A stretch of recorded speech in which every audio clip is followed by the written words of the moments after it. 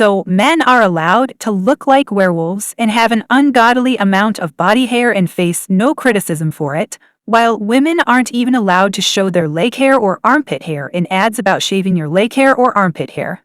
So men get to have baldness positivity posts, but women with alopecia are made into the butt of every joke. Men are allowed to look like this. Sorry, I meant this, and still be labeled as handsome, while women in the same age range get obliterated for the crime of not wearing makeup.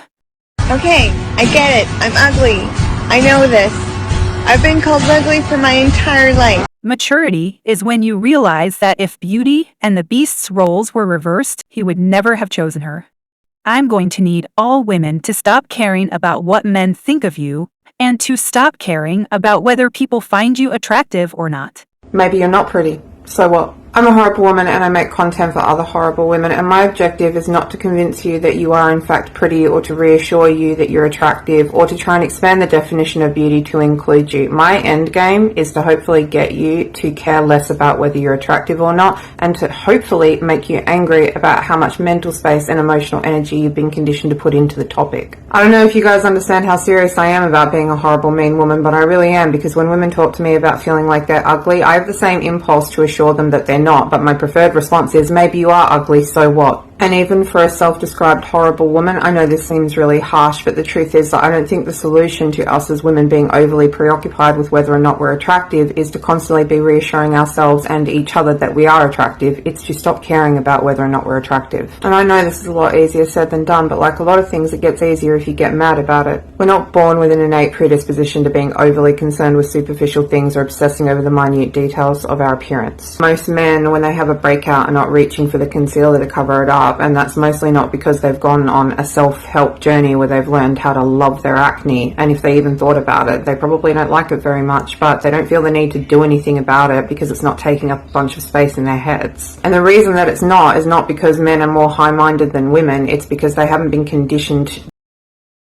You as a woman do not owe anyone beauty. You're not less of a woman for not wearing makeup or not shaving or not having beautiful long hair or flawless skin.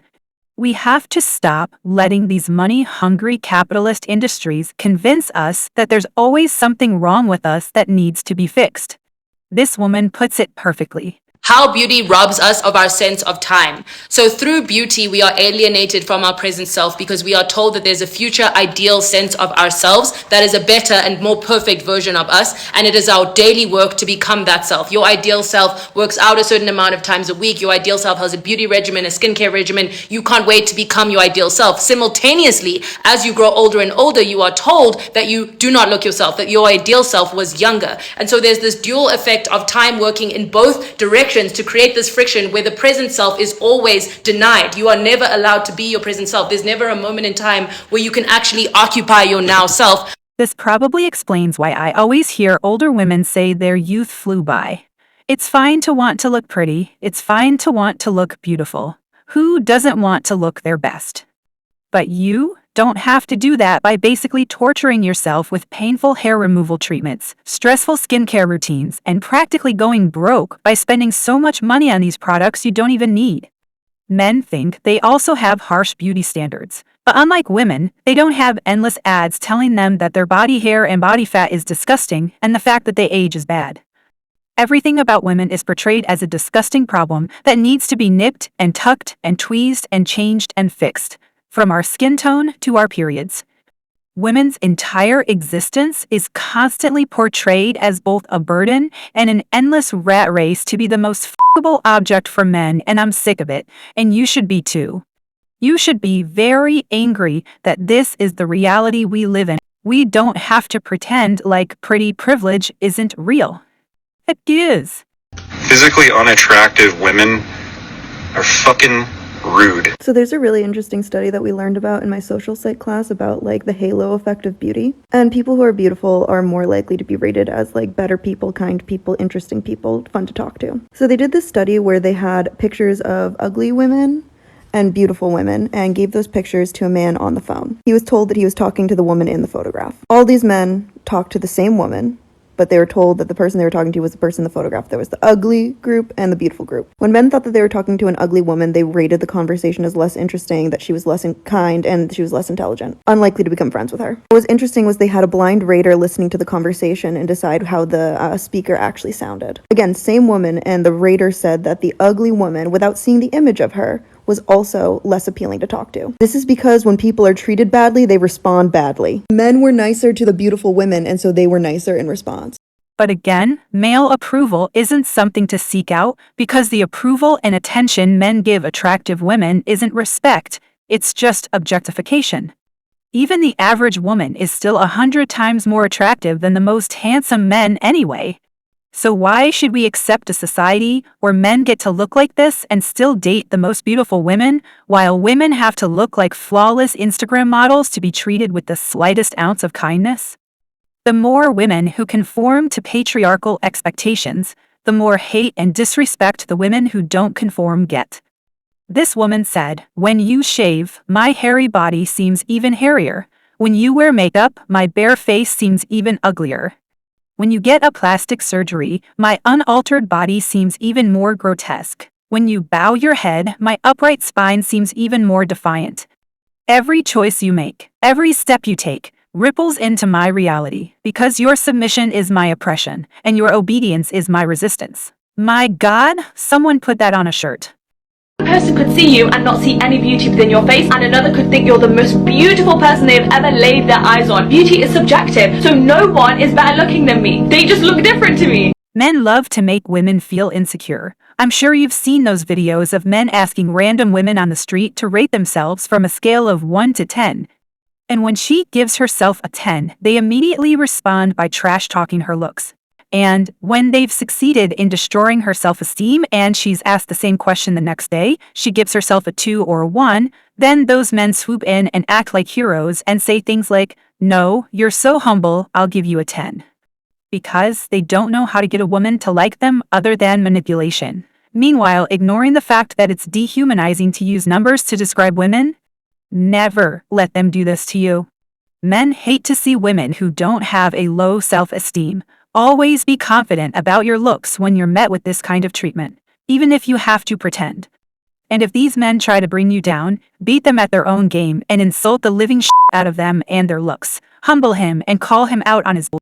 I haven't shaved my legs or my armpits in over 6 years, and I used to shave on a very regular basis for years.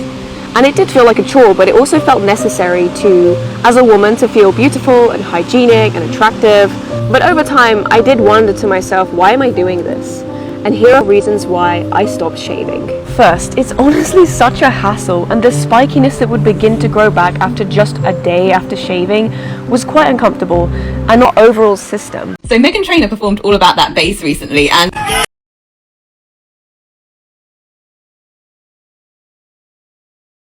those aren't the lyrics I remember.